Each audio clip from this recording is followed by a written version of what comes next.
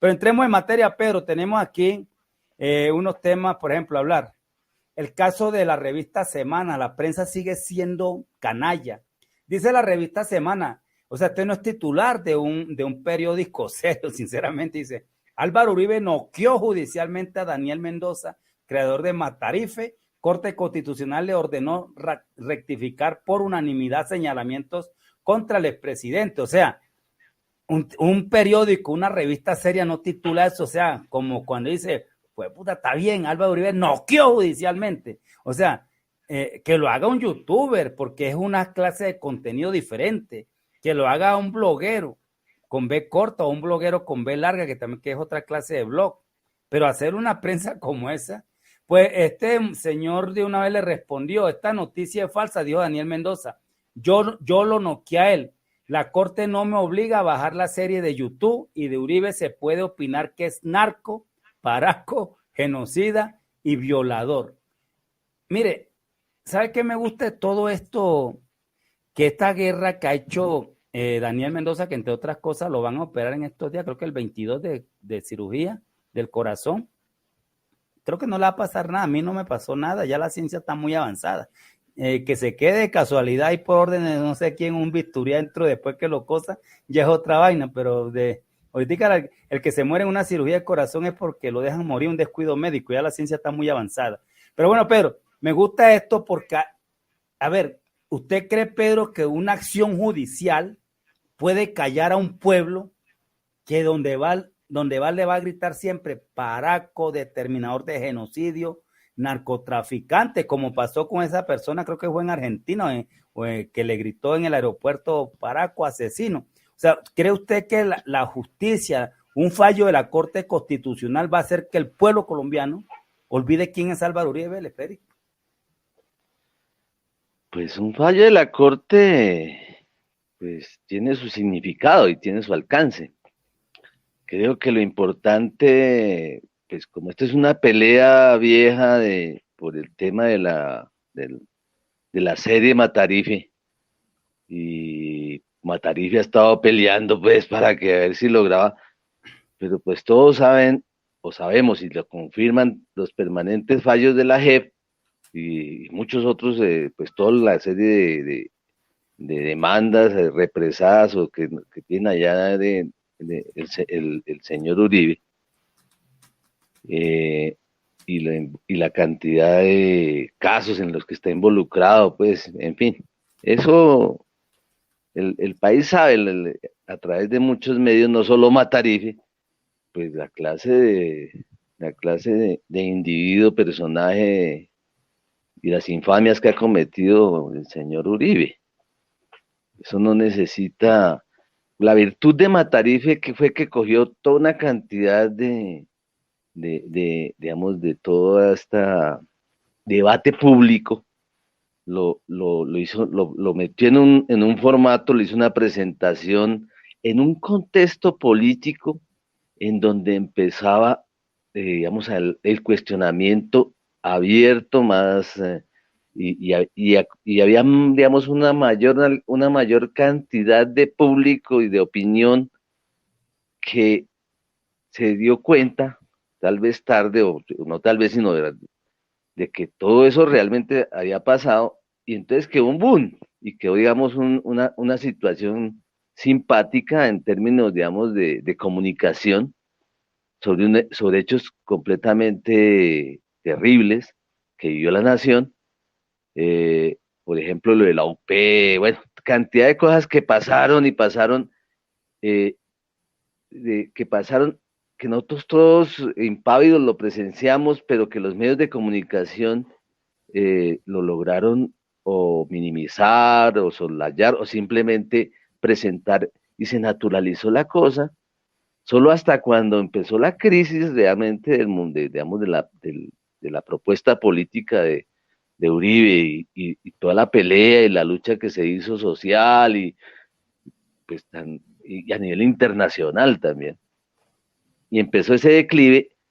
la serie logró calar profundamente y tuvo un boom y la vio mucha gente, internacionalmente tuvo un gran despliegue, de tal forma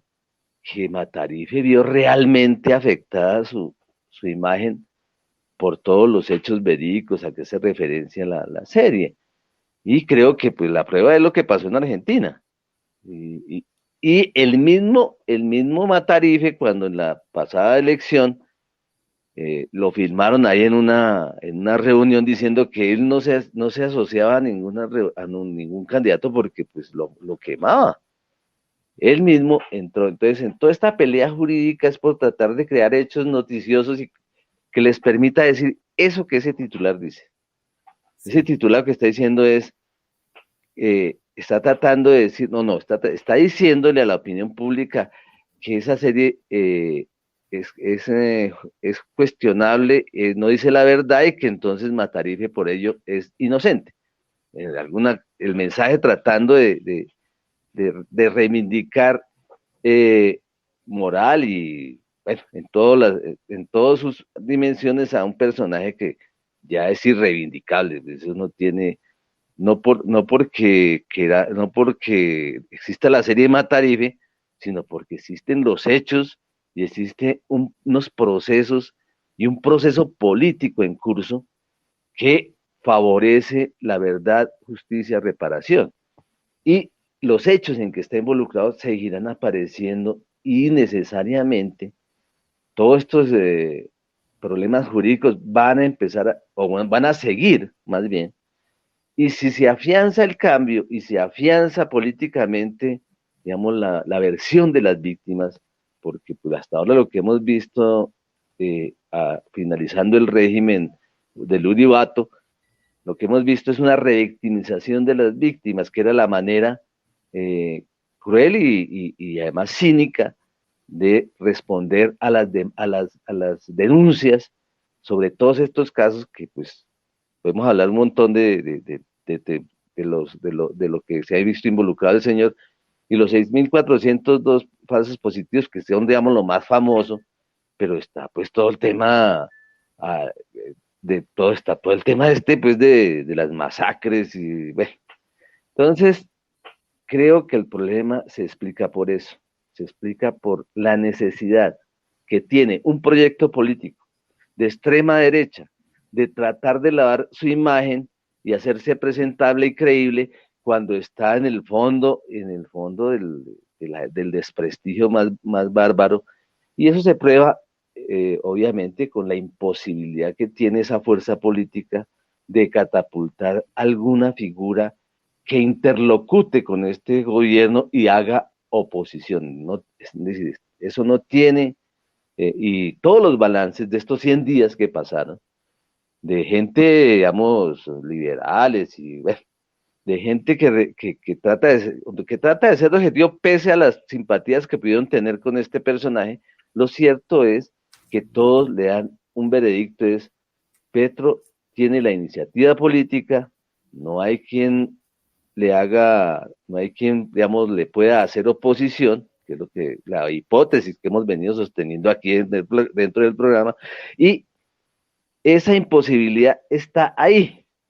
Entonces, ¿qué es lo que tratan de hacer? Pues tratan de enlodar al gobierno, pero no levantan y no hay nadie que pueda ser un interlocutor válido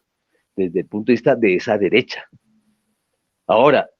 que hay gente que opina y dice cosas, pues sí, pero no, digamos, no se configura como una fuerza que pueda eh, proponerse y tenga digamos, y pueda reunir los factores de poder que le apoyen y la opinión pública, sobre todo, en donde tiene que hacerse creíble. Es decir, ese es el problema que tienen ellos y creo que atacan por todos los lados a ver cómo logran revivir ese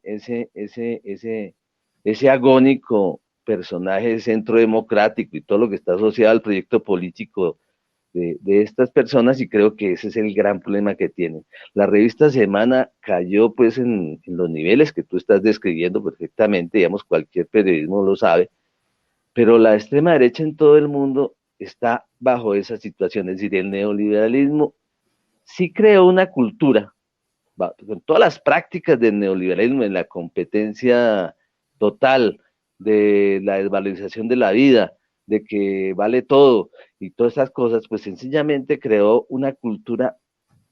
favorable a su proyecto político, pero los resultados mismos de su proyecto político hacen impresentable esas fuerzas políticas. Es decir, estamos viviendo una crisis y por eso se expresan como fuerzas fascistas, es decir, es a través de la fuerza